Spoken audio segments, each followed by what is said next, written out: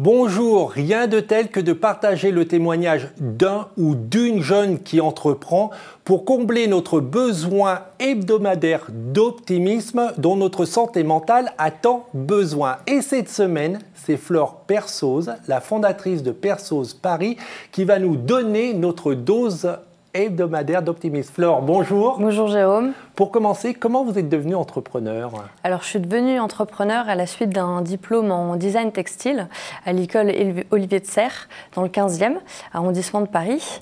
Et à la suite de ça, j'ai effectué plusieurs stages dans le secteur de la mode, en bijoux, prêt-à-porter, haute couture, qui m'ont beaucoup appris. Mais j'ai également aussi réalisé que je voulais travailler pour une marque où on a justement les mêmes valeurs. Donc, c'est pourquoi que j'ai créé la marque Persose, où il y a toutes les valeurs que j'ai moi-même. Mais est-ce que ça veut dire que cette formation apprenait à devenir entrepreneur, ou c'est juste par la suite, avec votre expérience professionnelle, que vous êtes rendu compte que vous seriez plus épanoui en étant entrepreneur que salarié au sein d'une grande entreprise? Voilà, tout à fait. C'est à la suite de mes expériences de stage qui m'ont appris énormément de choses. En fait, l'organisation, même d'ailleurs la comptabilité, l'esprit de communication.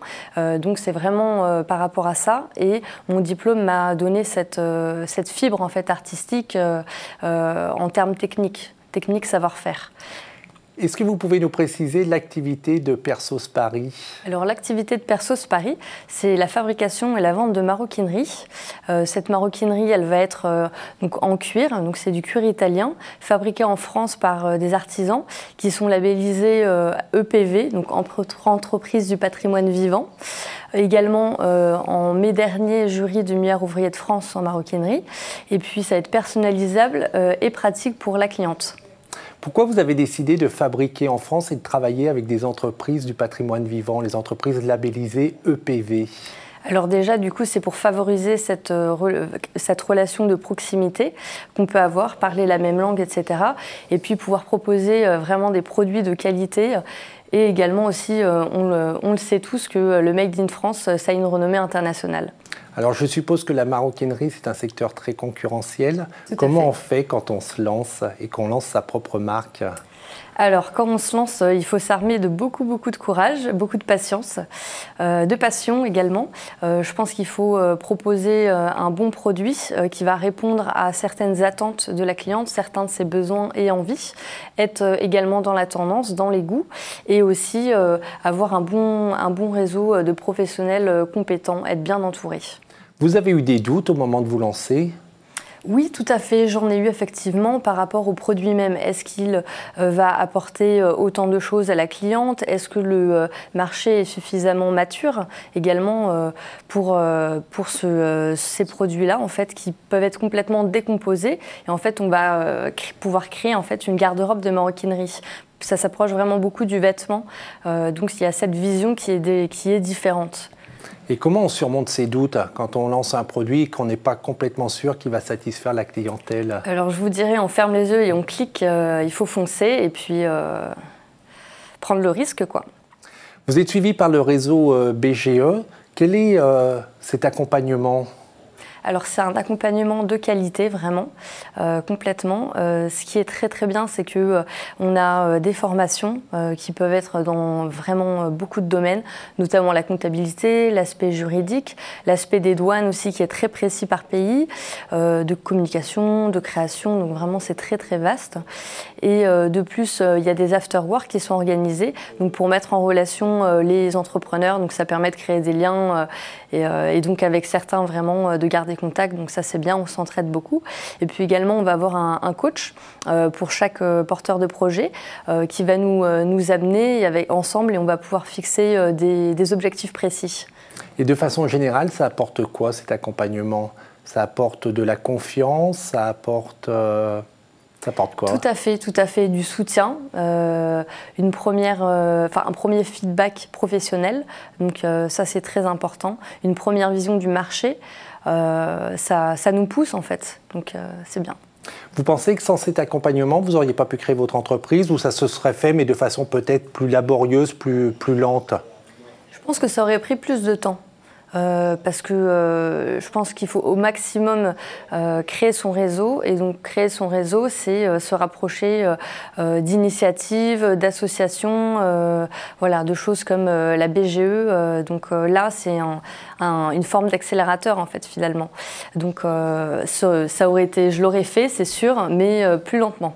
Fleur, aujourd'hui, quelle satisfaction vous retirez du fait d'être entrepreneur ?